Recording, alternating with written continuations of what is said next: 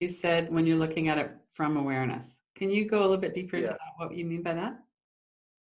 I can. So if I'm sitting here and there's just this feeling of loneliness, one thing I have to do is I have to get beyond the label of it. I have to sort of move into what is the experience of the feeling in my body when I take the label away. So obviously from awareness, meaning there's a presence here or awareness that you could even imagine emanating from behind your body and your mind that comes in and it meets the feeling directly.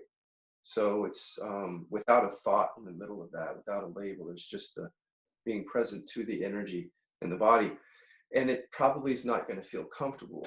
Um, and you have to kind of look for the resistance to the feeling because there might be like I don't want to feel this. But if you're really quiet and resting with it from presence, you can start to investigate it. That's what I mean. You can start to ask questions about what is your meaning or why are you here or what's this all about, and that's when the mind will start producing the really juicy stories underneath the label of loneliness, which it could quite often is a deficiency story of like I'm not loved, I don't belong here, I'm a misfit, nobody loves me, things like that. And those are more core issues, but as you can just observe them again from awareness very gently, be very patient and loving with it, then they can start, those different stories can start to just quiet and quiet.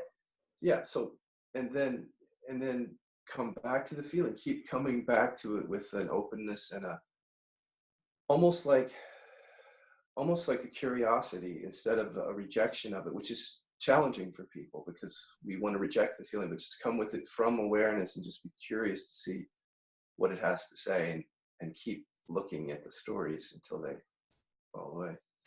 Yeah. So I'll post you wrote a blog about mining your sensations. I'll post that link on here so people can go into that as well.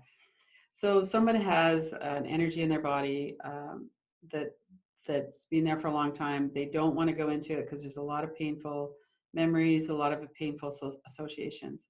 So how do they move from that? I don't think I can handle being present with that to actually going into it and seeing what's there.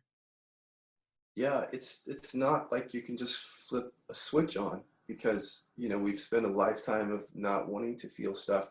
I think one thing that can help is if you get with a practitioner like you or me or someone who can hold the space for that and guide someone in, and then sort of teaching you how to be with the feeling in a way that's not so resistant.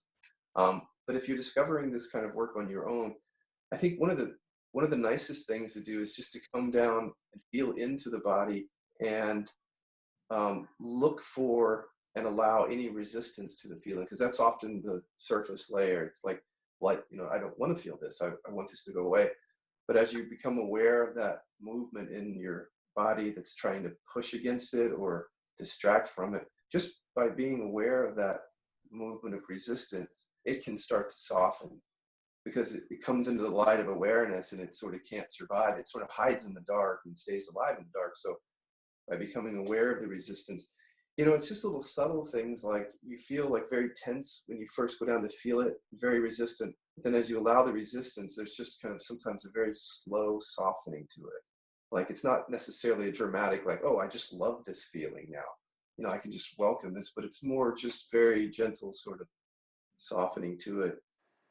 Go to kilobyscenter.com, Radical Recovery Summit, to see the full schedule of speakers and to register to watch these free online in the Radical Recovery Summit 2017.